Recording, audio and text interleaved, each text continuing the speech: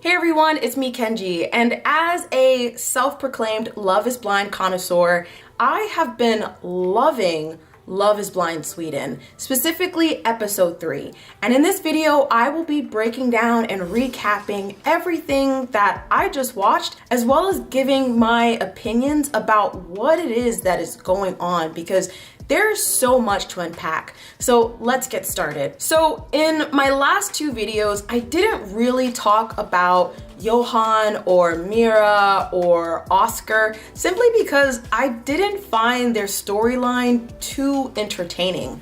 But it really did come to a climax at the beginning of episode 3, where Mira finally turns down Johan, and for the first time, I would say in Love is Blind history, if not just in Sweden, we see a man truly break down and cry. And that just serves as indication to me that Johan really did have deep feelings for Mira. So it was incredibly just jarring when he turns around and proposes to Kimia. It just didn't make sense.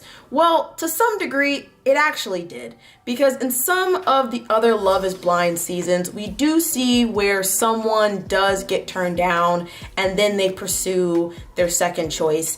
And I would say 9 times out of 10, that never works. And so I became incredibly concerned for Kimia when she accepted Johan's proposal. And what happens next is, I would say, a really great discussion piece on what would you do? Because in this instance, we have Mira who realizes that Kimia is getting proposed to and decides to actually speak up and talk about it. Some people may argue that Mira going to talk to Kimia violated girl code, but then on the flip side, not talking to Kimia could also be a violation of girl code. I would say it was the right thing because it came from the right place. It wasn't coming from a place of competition or wanting to put Kimia down and rub it in her face that she was a second choice.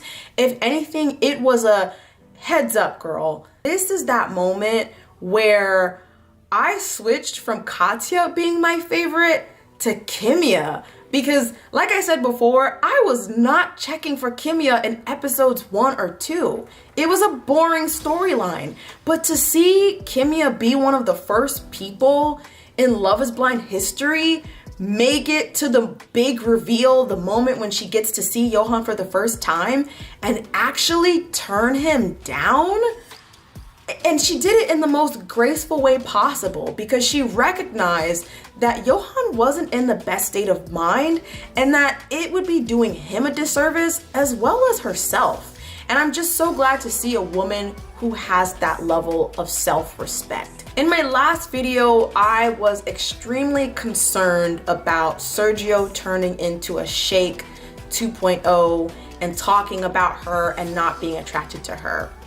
And so far, I still think I'm right, but I have to tweak my theory by just a little bit, in the sense that we see in episode 3, Sergio has become a gaslighter, and he's trying to put doubts in Amanda's mind by saying that she did not show her interest or her love for Sergio because she didn't wear a bracelet.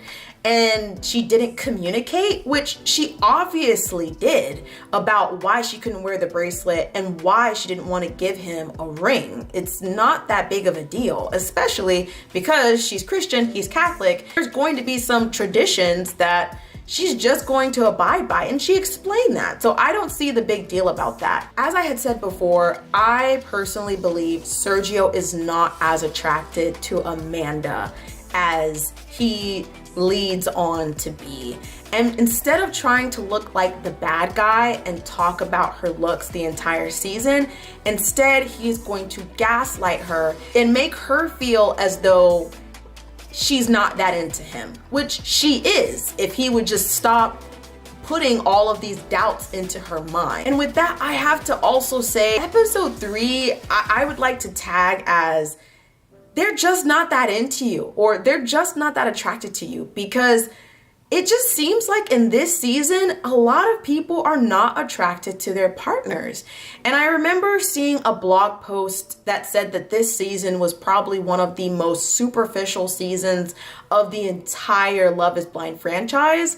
And at first, I really didn't believe it until I watched episode 3. Because we have here, in my mind, I do not think that Sergio is that into Amanda. And then we have Katya, who is definitely not attracted to Christopher.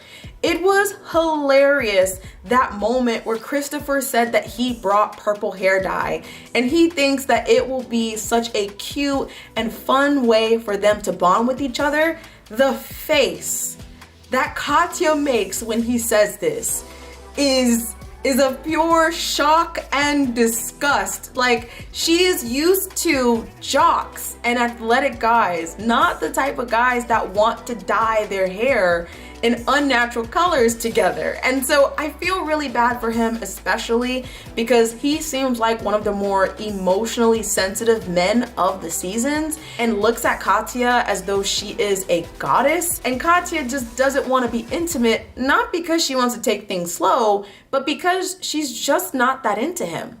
Now, moving on to another person who is doing the same thing is Lucas. There's a moment where Amelia talks to Lucas about how she took her clothes off while they were sleeping and how she spooned him. And Lucas acts as if he just didn't even feel that. I call lies. He totally felt that. He just is not that into her, and he doesn't want to be intimately involved with her. So once again, I feel bad for Amelia. Poor Amelia. And then we have Mira not being attracted to Oscar. It's just, it boggles my mind. I would say never in the history of Love is Blind have we seen so many couples not be attracted to each other. So I'm very intrigued about what happens in episode 4. Let me know what you guys think in the comments. And with that, I'm just looking forward to episode 4. See you later, guys. Bye.